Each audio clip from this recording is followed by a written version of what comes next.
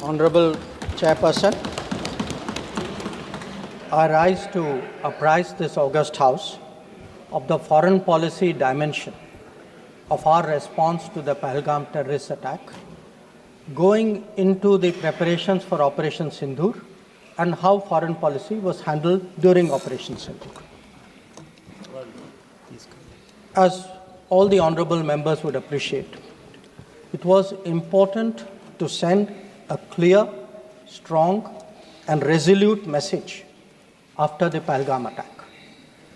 Our red lines had been crossed, and we had to make it very apparent that there would be serious consequences.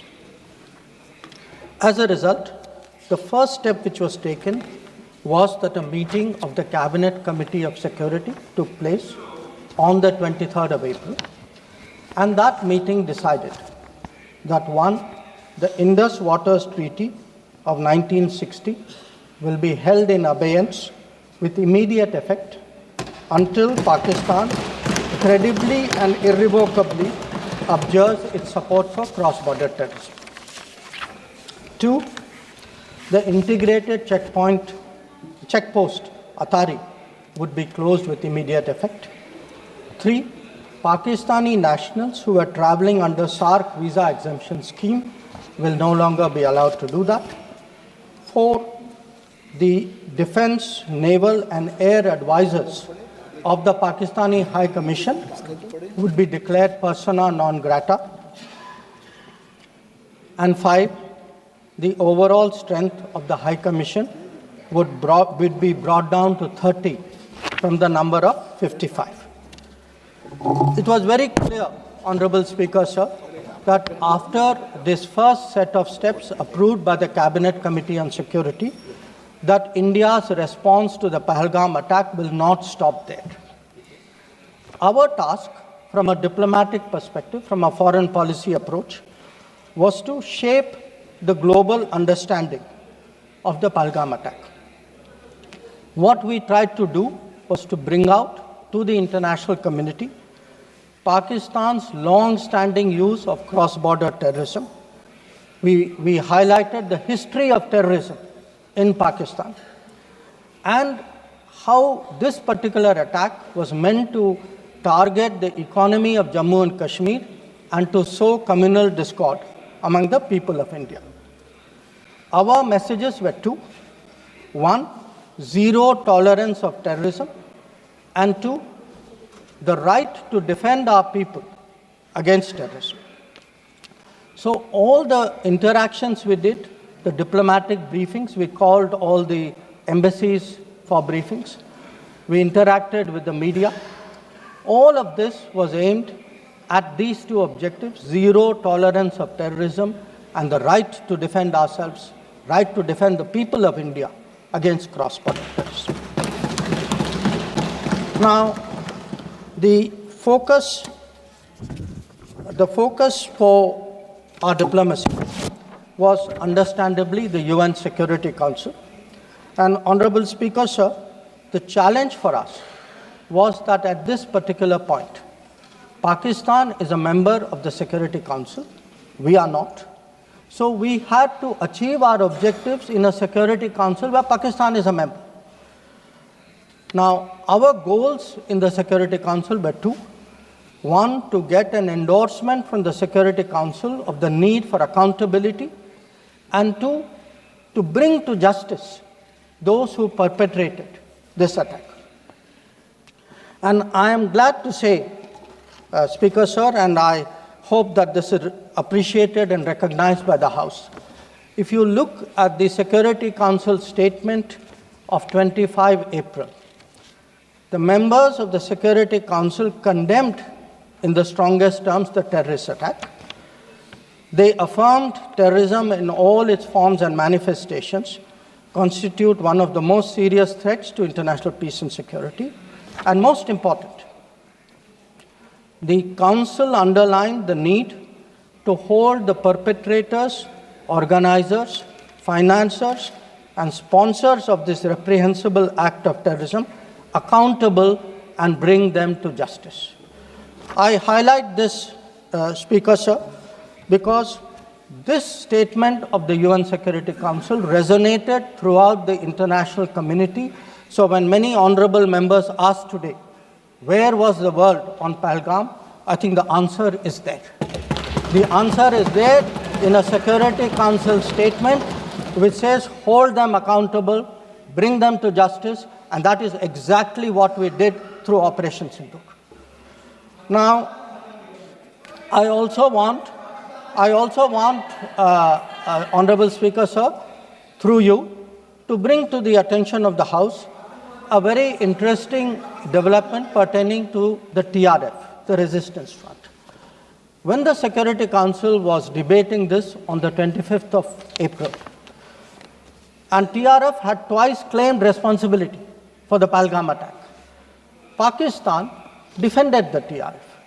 Pakistan tried to get any mention of TRF excluded, and in fact the Pakistani foreign minister told his parliament that this is a great diplomatic achievement. Now, I mention it because today, again, thanks to our diplomacy, the TRF has been designated as a global terrorist organization by the US government, and the same Pakistani foreign minister who took so much pride saying, I defended the TRF, says, well, now if the US has done this, we accept it. So that is where the Security Council issue stood. If I could then, sir, move on to the diplomacy from 25th of April till the commencement of Operation Sindhu. During this period, there were obviously a number of phone calls, a number of conversations. At my level, there were 27 calls. At Prime Minister, I think almost 20 calls. About 35, 40 letters of support came in.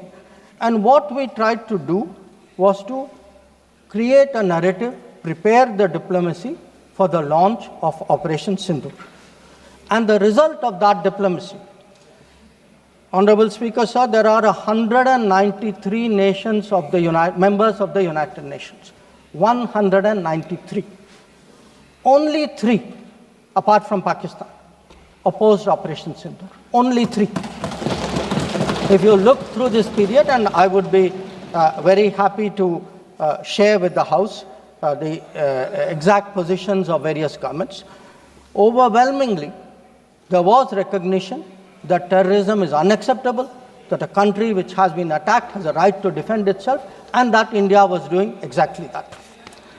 Now, when Operation Sindhu was launched, we spelled out our objectives. There was a statement, Honorable Raksha Mantri ji referred to it in his statement, where we put out for the benefit of our own people, for the international community, that Operation Sindhu was hitting the terrorist infrastructure in Pakistan and Pakistan-occupied Jammu and Kashmir, from where terrorist attacks had been planned and launched. We highlighted that 9 sites had been targeted, and we said that our actions are focused, measured, and non-escalatory in nature. And we were living up to the commitment that those responsible for this attack will be held accountable. This was the commitment which was endorsed by the UN Security Council, thanks to our diplomacy. It was a commitment made by the Prime Minister to the people of India that we would hit those symbols, those sites, those planning places. So today, when I hear many questions from across the aisle, I want to say, which one of you imagined that Bhavalpur and Muridke would be brought down the way it was? Which one of you thought it? When did you even think of it during your tenure? Did it even cross your mind? In fact, on the contrary, you ruled it out after 26/11. So I think our objectives are very clear. We wanted to send a message to the terrorists. We wanted to send a message to Pakistan that do not continue this support for terrorism. And I think on the morning of 7th of May, that message went home loud and clear. Now, sir, during this period, there was, when the operations were on, when the conflict, when the activities were on, operation is still continuing. A number of countries, number of their leaders ministers, others called up. And they called up because people wanted to know what is happening. People wanted to know what is the thinking of India. People wanted to understand what we are doing. And I would like to share with the House, sir, through you, to everybody, we gave a common message. The common message was India is exercising its right to defend itself against terrorism. Number two, the targets which were hit on the 7th of May are known terrorist headquarters and infrastructure. Number three, there will be no mediation. Anything between us and Pakistan is bilateral. Number four, we will never bow down to nuclear blackmail. Number five, we are responding to Pakistani military attacks because after Operation Sindhu was launched, they had started targeting our military facilities. And we will continue to hit the Pakistani military. If the fighting is to stop, Pakistan must request it. And that request must come through the designated channel of DGMOs. This was a common message that we had given to many people who had called us during that period. Our position was very, very clear in how we were approaching the progress of Operation Sindhu. Now, sir, many members asked, some out of genuine curiosity, some perhaps less, what was the international support?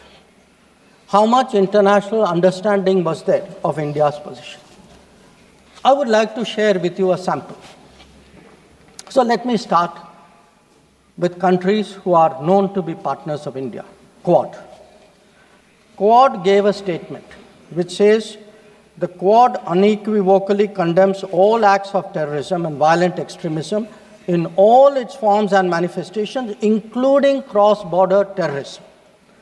We condemn in strongest terms the terrorist attacks in Pahalgam on 22 April and call for perpetrators, organizers, and financiers of this reprehensible act to be brought to justice without any delay. Now, sir, this is the Quad. Now, let us look at a different grouping, BRICS. Now, BRICS has China as a member, Russia as a member, it has Iran as a member, Brazil, South Africa, Egypt. BRICS also condemned the April 22 attack. It reaffirmed its commitment to combating terrorism, again including cross-border terrorism. Now, I would like members of this House to understand, if India is attacked, if there is a terrorist attack on India and a country says we condemn cross-border terrorism, I think it is obvious to everybody what that cross-border terrorism is. So, I then move on, sir, to the Central Asia. The Central Asian countries opposed providing safe haven using terrorist proxies for cross-border terrorism, for terror financing. Now, I can cite statements from the Indian Ocean Rim Association, from individual countries, range of them. President Putin, for example, has said, he wrote to our president and said, this brutal crime has no justification whatsoever, and its perpetrators will face a deserved punishment. The president of Paraguay has said that he expresses solidarity and recognized India's legitimate right to self-defense. So the main point, the common thread, sir, which I would like to bring out is that number one, a cross-border terrorism across the board has been recognized, all forms and manifestations, opposition to condemnation of Pahalgam terrorist attack, and the right of India to bring people to justice. Now, sir, in addition to that, I would particularly like to mention 2 or 3 other developments. One, the American designation of TRF. On the 17th of July, the Department of State designated TRF as a foreign terrorist organization and a specially designated global terrorist.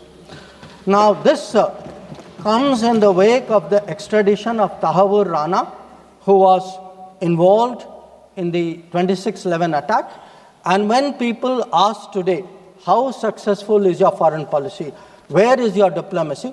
I want to say that Tahawur Rana, which many of you tried for so long to get, is finally here because of us. I want to say TRF was designated not because somebody out there made a remark. TRF was designated as a global terrorist organization because our diplomacy persuaded another country to do that. Now, our strong stance has resonated across the world. I was some time ago in Germany, and standing next to me, the German foreign minister said, India has every right to defend itself against terrorism, and Germany will support this fight against terrorism. Similar position has been taken by France. Similar position has been taken by the European Union. So, what I would like to highlight, sir, is that today, where Operation Sindhu is concerned, there has been, the world sees what it is about. The world realizes this is a fight against terrorism. It is felt that India has acted responsibly but firmly. Now, I would like, sir, to address one particular aspect because some members have brought it up. And this is regarding the US activity during this period. Sir, I'd like to inform the House that on the 9th of May, Vice President J.D. Vance called the Prime Minister, warning of a massive Pakistani attack in the next few hours. Prime Minister, in his response, made it very clear that if such an attack happens, it would meet with an appropriate response from our side. Now, sir, that attack took place and was foiled by our armed forces, and I think the House should collectively appreciate the performance of the armed forces in foiling what was a massive attack on the 9th and 10th of May. Now, our response, which the Prime Minister promised, was delivered, and it was delivered with devastating effect. I don't have to say anything. Every member has seen satellite pictures of Pakistani airfields. You can see from the state of those airfields, which shown by the pictures, what was our answer. Now, on the 10th of May, we received phone calls sharing the impression of other countries that Pakistan was ready to cease the fighting. Our position was, if Pakistan was ready, we needed to get this as a request from the Pakistani side through the DGMO channel. That is exactly how that request came. Now, I want to make two things very clear, sir. One, at no stage in any conversation with the United States was there any linkage with trade and what was going on. Secondly, there was, please listen. Secondly, there was no call between the Prime Minister and President Trump from the 22nd of April, when President Trump called up to convey his sympathy, and the 17th of June, when he called up Prime Minister in Canada to explain why he could not meet. So I would again, मैं इसको दोहराता हूँ, 22 अप्रैल से 17 जून तक। माननीय अध्यक्ष जी, मेरी एक बात की आपत्ति है, भारत देश का शपथ लिया हुआ विदेश मंत्री यहाँ स्टेटमेंट कर रहा है, उस पर भरोसा नहीं है, उनको किसी और देश पर भरोसा है। मैं समझ सकता हूं उनकी पार्टी में विदेश का महत्व क्या है, मगर इसका मतलब ये तो नहीं है पार्टी की सारी चीजें यहाँ सदन में आकर थोपे। भारत के विदेश मंत्री पर भरोसा नहीं करोगे? ओथ लिया हुआ व्यक्ति यहाँ पर बोल रहा है, ही इज रिस्पॉन्सिबल। माननीय अध्यक्ष जी, इसीलिए ये वहां बैठे हैं और 20 साल तक वहीं बैठने वाले हैं।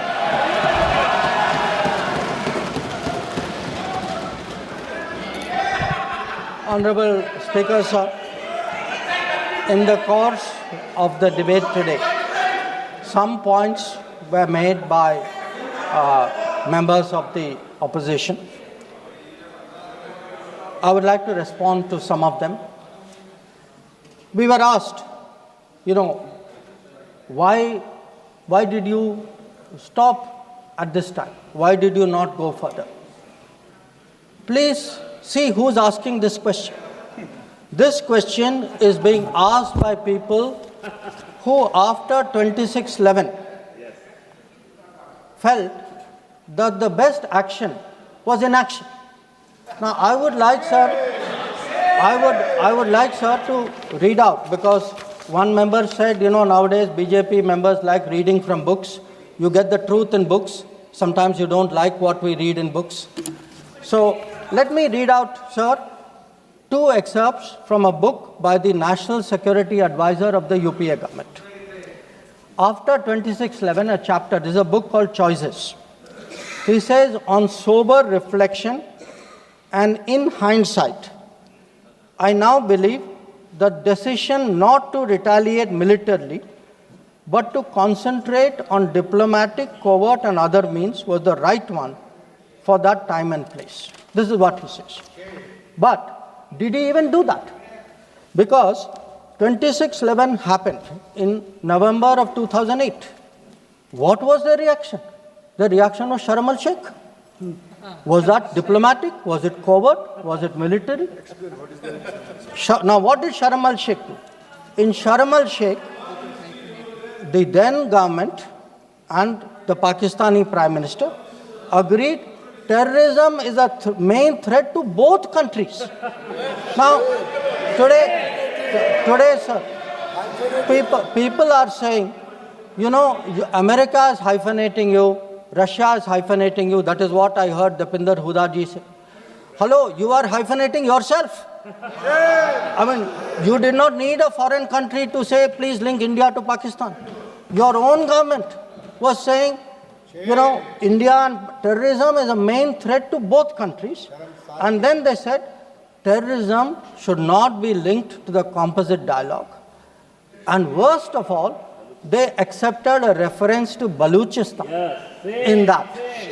Now, here is a country reeling after 26/11. And you are equating Baluchistan and 26/11, what happened in Mumbai, and you are saying that the perpetrator and the victim have both got a problem. And then now you are asking me, why didn't you go further? People who did nothing are asking a government which did so much, saying, why didn't you do more? Now, you might think, sir, that this is a one-off, but this is a habit, because this is the thinking in that part of the house.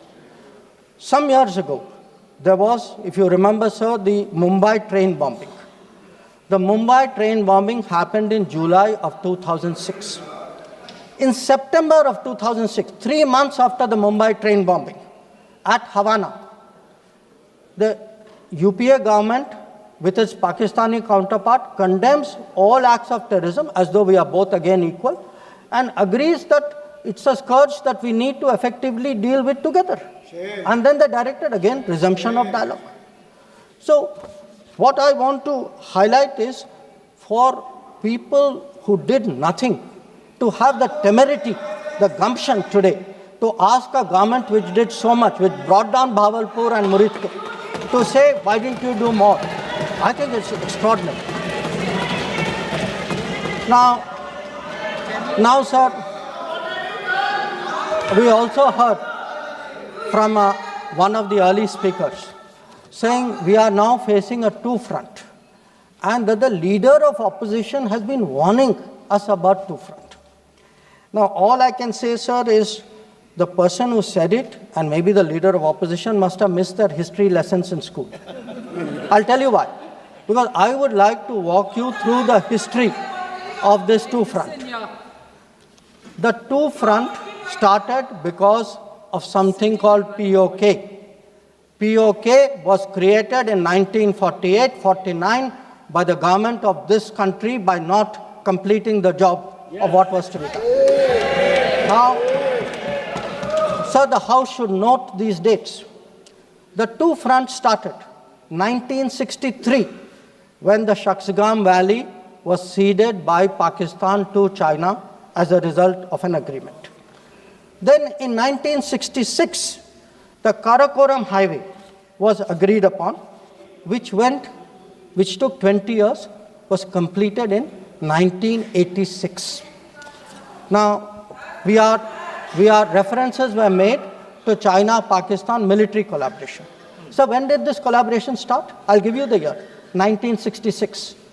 In 1966, the first Chinese military supplies went to Pakistan. When did nuclear collaboration start? 1976. 1976, when Bhutto arranged for China-Pakistan to get together on this. And in 1980s, when Prime Minister Rajiv Gandhi was visiting China and Pakistan, that was when the nuclear collaboration was at its height. Now, let me go further. You will say, why are you talking history? So let me bring this further up. 2005, Pakistan-China Treaty of Friendship and Cooperation. 2006, Pakistan-China Free Trade Agreement. 2013, handing over of Gwadar to China, Gwadar port to China. May 2013, announcement of China-Pakistan Economic Corridor. So, sir, we are getting warnings about a US-China, Pakistan-China collaboration, when this collaboration has been going on for 60 years. Now, let me also address two other points. There was a reference made to IMF that,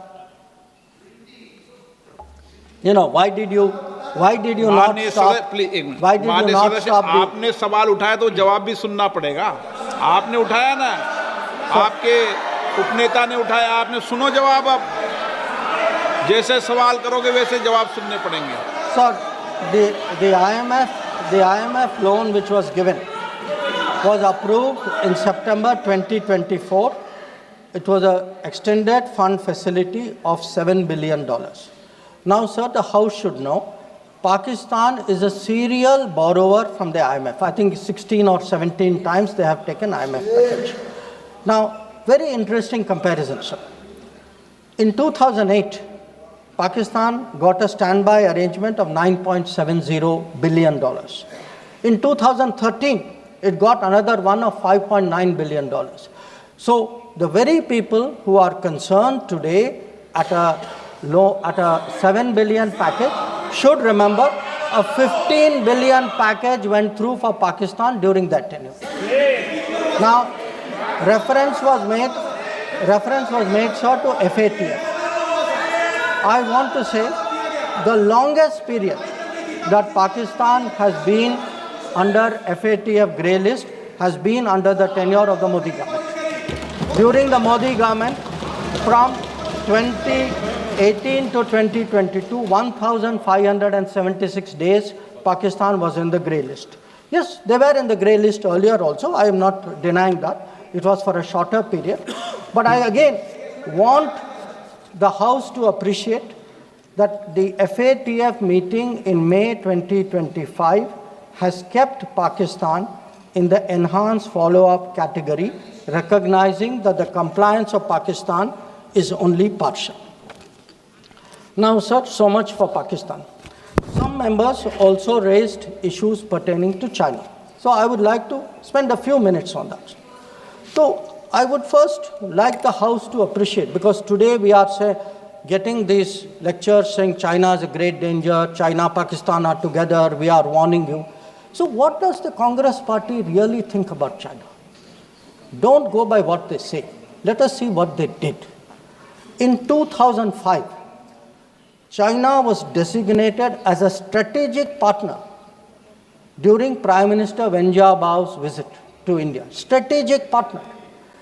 And there is a concept, very famous concept called Chindia, sir, a belief that China and India have common interest And the main proponent of Chindia is the party spokesman of the people opposite. Now, some mention was made about visits, including my visit. Yes, I went to China. I went to China to make our position very clear about de-escalation, about trade restrictions, and about terrorism. I did not go to China for the Olympics. I did not go to China for secret agreements. I did not go.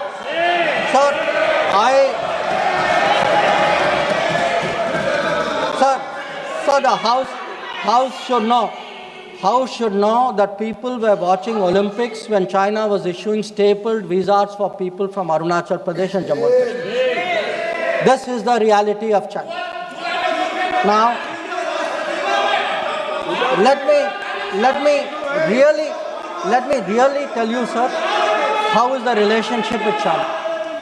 Some years ago, विदेश मंत्री जी को संरक्षण देना चाहिए। उनके speaker जब बोल रहे थे, हम पूरे धैर्य से सुने। मैं बताऊंगा कितनी असत्य बातें बोली गई कल, परंतु फिर भी असत्य को भी हम हलाहल समझकर पी गए। अब ये सत्य भी नहीं सुन पाते हैं। माननीय अध्यक्ष जी, मुझे लगता है आपको प्रोटेक्शन देना चाहिए। बैठे बैठे टोका टोकी करना सबको आता है, ऐसा नहीं हमें नहीं आता, मगर इतने गंभीर विषय पर चर्चा जब हो रही है तो सरकार के प्रमुख विभाग के मंत्री को बोलते हुए बैठे बैठे टोकना ये विपक्ष को शोभा देता है क्या? मान्यवर, आपने बिल्कुल उनको आग्रह से कहना चाहिए, वरना हम भी हमारे मेंबर को बाद में समझा नहीं पाएंगे।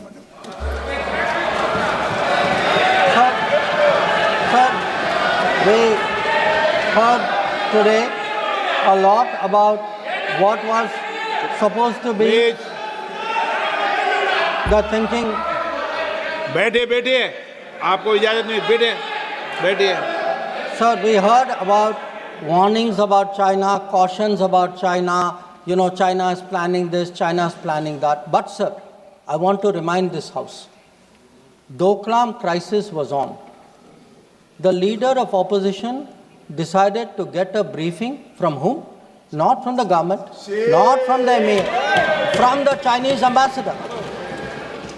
He took his briefing from the Chinese ambassador when our military was confronting the Chinese military in Doklam. So I want to say that I want to say, and this is the political thinking. Let me, sir, give you the economic thinking.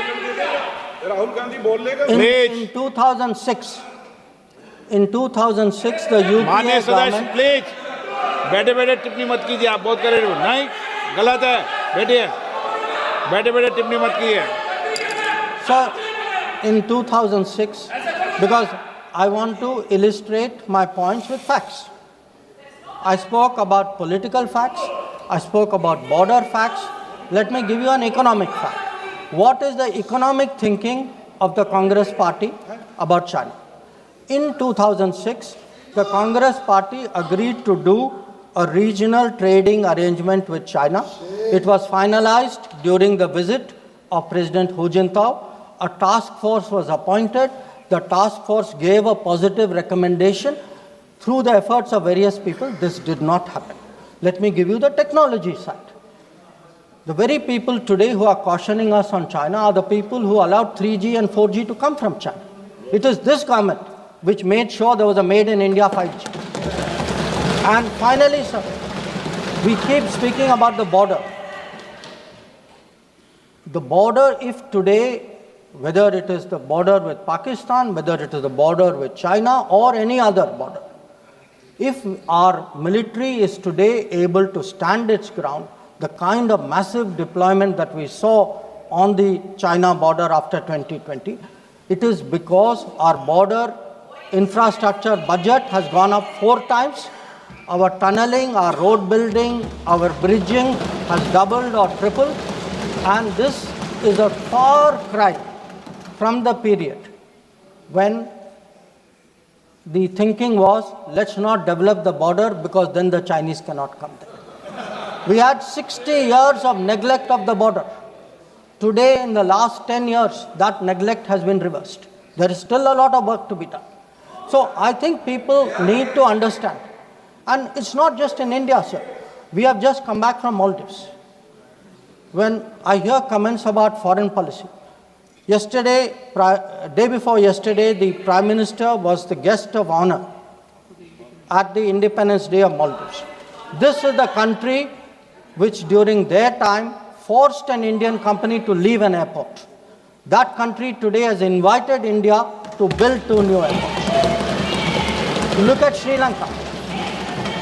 If the Hambantota port was built between 2005 and 2008, and at that time it was actually justified as saying that it has no impact on India's interest. So I want, sir, the House to appreciate that the people who are today claiming to be custodians of national security thinking, who say that they are giving warnings, let us look at the record, let us see what they did when they were in office. But now allow me to come back to Operation Sindhu. So I want, sir, to conclude by saying this. The challenge of cross-border terrorism continues, but Operation Sindhu marks a new phase. There is now a new normal. The new normal has 5 points. 1, terrorists will not be treated as proxies.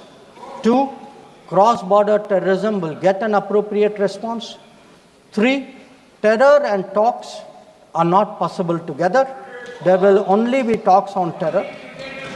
4, not yielding to nuclear blackmail. And finally, terror and good neighborliness cannot coexist. Blood and water cannot flow together. This is our position. So let me conclude, sir, by recognizing the role which this body and the upper house has played during this period in explaining our national position and our national interest on Operation Sindhu. We had, sir, 7 parliamentary delegations which went to 33 countries. Some comments were made about those delegations. I have to tell the honorable member, Arvind Sawantji, I'm sorry, you are completely misinformed. Those delegations were received with great honor. In many cases, the foreign minister of the country met them. Please look at the tweets of people sitting next to you. That itself will tell you. And इनके बगल वालों से पूछ ले वे जानकारी. Sir, these 7 delegations, the delegation led by Ravi Shankar Prasad ji, by Shashi Tharoor ji, by Baijan Panda ji, by Sanjay Kumar Jha ji, by Kanimori ji, by Supriya Sule ji, and by Shrikant Eknath Shinde ji. So these 7 delegations did the nation proud. They across the board, and every member, members of opposition, members of the government, public-spirited citizens, retired diplomats, they were able to explain to the whole world our posture of zero tolerance against terrorism. So I would like, sir, to end my remarks with the hope that on an issue as important as this struggle against terrorism, we can only succeed in ensuring zero tolerance against terrorism if we have a united voice in this country against terrorism. There must not be any division of opinion on this matter. The way the parliamentary delegations behaved abroad, I hope the same solidarity will permeate the proceedings of the House. I thank you.